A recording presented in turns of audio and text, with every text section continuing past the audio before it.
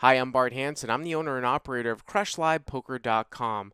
We're the only training site that's dedicated to increase your win rate at live casino poker games.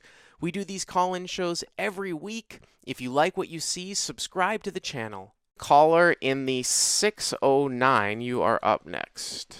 Hey, Bart, it's Dave. Hey, Dave, what's going on?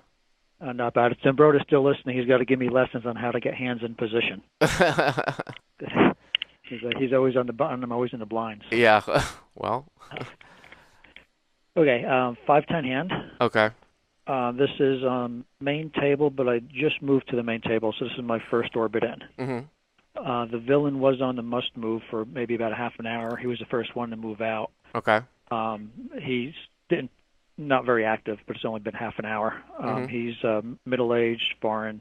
Let's call him a semi-reg. I see him there occasionally. Okay. When I say middle-aged, there's one of two appearances. He's dressed all in black, so that might give you another opinion, as Okay. opposed to blue shirt and khakis, right? Okay. Okay, villain is under the gun +1. He opens for 40. It folds to me in a small blind. I call with queen of spades, king of clubs. Stacks are a little over 3,000. You're in the small blind and your head's up. Right. Queen of spades. What was it again? King of clubs, queen of spades. King of clubs, queen of spades. Okay. I mean, some people would say this is just a fold in the small blind here from a guy who opens semi early. It's kind of a tough hand to play out of position. I think that people. I've made a call in this spot before, but I think it's probably pretty close when you're in the worst position. Like if there's a decent player that opens from up front, a lot of times I'm going to fold here in the small blind. I fold to all the good regs, Uh-huh. 100% of the time. Yeah. This guy, I thought, since he wasn't very active for the half hour I played him before, he's a little bit on the older side, not real old. I thought he would be somewhat conservative. Mm-hmm. He's going to miss the flop more often than he hits it. And you guys are If like I go 1,500 effective, you said, right? 3,000. Oh, 3,000 effective. Okay. Yeah. So I thought it might be a good spot to float, to reverse float a little bit. Okay. But so I make the call. Mm-hmm. Questionable. Flop comes out 8 of spades, offsuit 10, jack of spades. And pot's 80. So you've got the top end of an open-ended straight draw, right? Two spades out there. Correct. You don't have a spade. Correct. Okay. All right. I check call his $45 bet. So were you ever thinking of raising, just out of curiosity? I was, but I thought I would take away his bluffs, and if he does have an overpair or a strong hand, he's never folding. He bet 45 and you called? Right. Now, you say you would take away his bluffs. Are you ahead of his bluffs? Right now, no, but I got lots of cards that help me, give me more Okay. equity. I mean, yeah, it's one of these things where ace queen is double gutted, so ace queen's not going to fold. It is pretty strong for him to bet here, even if it is heads up from this position. So I just look at it a little bit different, Dave. Like I feel like you don't have to risk a check raise now. If it goes check check on the turn, you can just bet the end. The problem, of course, though, is the front door spades. I would like this a lot better if it was rainbow because it would definitely get through. It really depends on how often these guys are calling with some guys in your pool are calling with ace high when the draws brick out and stuff like that. But anyways, the pot's 170. Okay, the turn is a good and bad card. Okay. King of spades. Okay. So brings in front door spades. Yeah. Gives me top pair still open ended. Mm-hmm. So if he was playing of spades, then of course he gets there. Mm-hmm.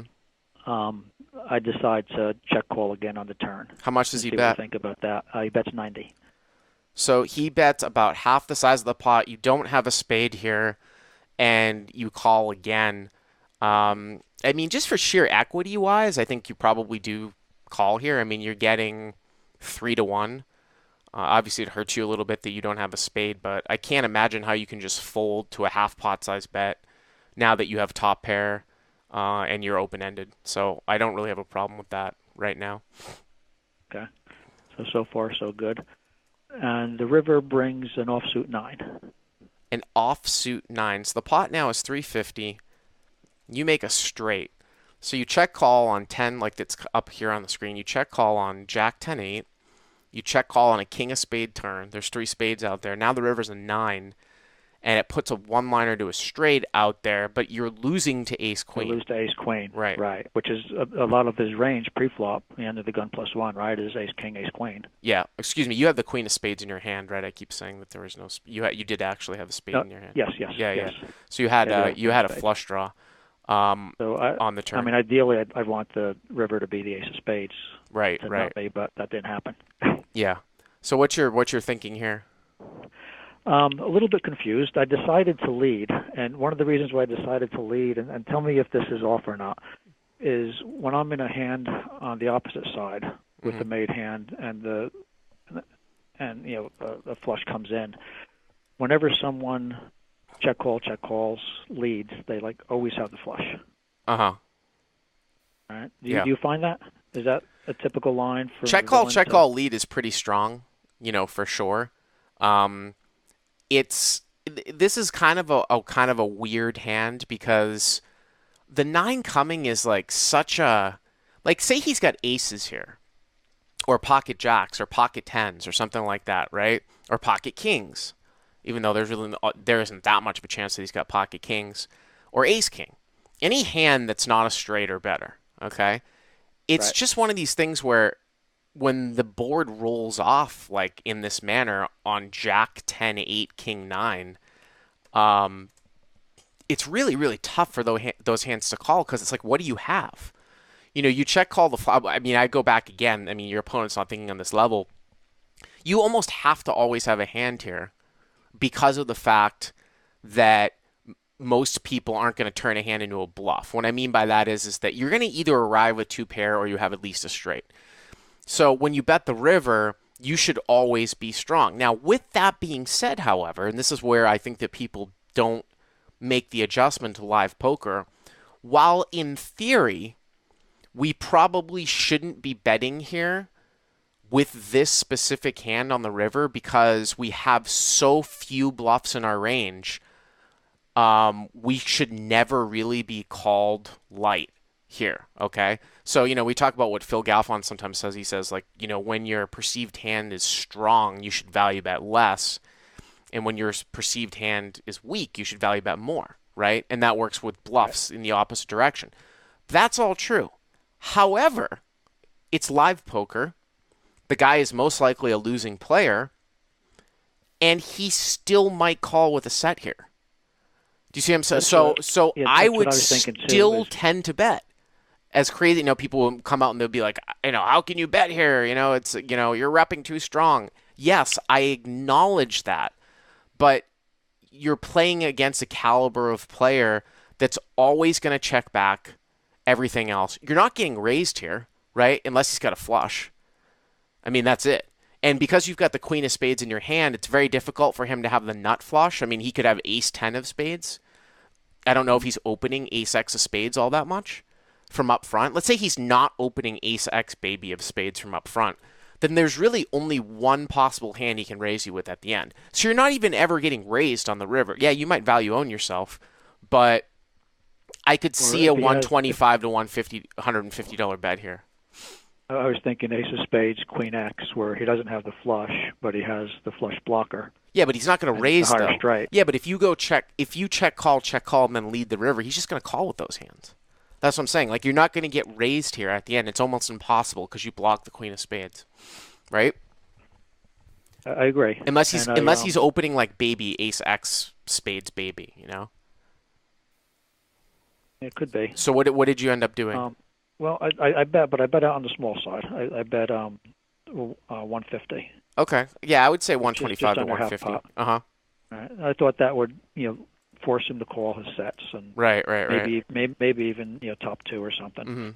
Mm-hmm. He tanks for quite some time, and then makes it 450. Yeah, I mean, I think you have to raise. I mean, excuse me. I think you have to. Yeah, you have to fold. You have to fold. I just think at the minimum he's got ace queen. There's just, I mean, it is what it is.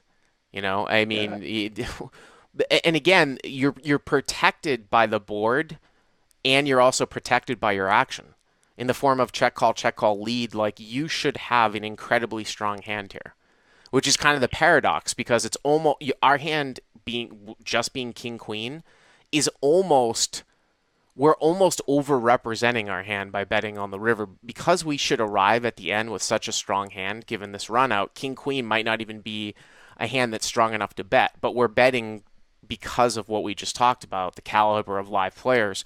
But with that being said, when he raises you, because you look so strong, his bluffing frequency, he has to have a hand here always. You know what I mean? So, if I decided to check the river mhm. and he bets say 2/3, 3/4 pot, is that a fold still? um, I think the bet fold is an easy line. It makes a lot of sense, but I wasn't sure if I decided to check if that was a call or a fold. so if you checked and he bet what, like 250 or something like that, Correct. ugh, that's probably pretty tough. I mean, at that point, you look at if he's never bluffing and you're calling sometimes to chop, you're calling 250 for 175. I tend to not make like big laydowns when I just go check call, check call. So I might look that up depending on the sizing, but it's really got to depend on the player. I mean, there's some guys that I would just snap fold that to. It's Yeah, and tough he for me went. to say in a form set like in this kind of vacuum type of setting. And for a middle-aged guy to go 3 streets of value, that's pretty strong in itself. Yeah, and again, for you to really be winning there with just a bare queen, you'd have to be turning some hand into a bluff. You know what I mean? Yeah. So, but thanks for the call as always, Dave. Okay. Appreciate it. Thank you. Hey guys, if you like what you've seen here, please click on the subscribe button and you'll get notified every time we put up a new video. And if you want to check out crushlivepoker.com for the first month free, use the code YTA100. Click on the link right there.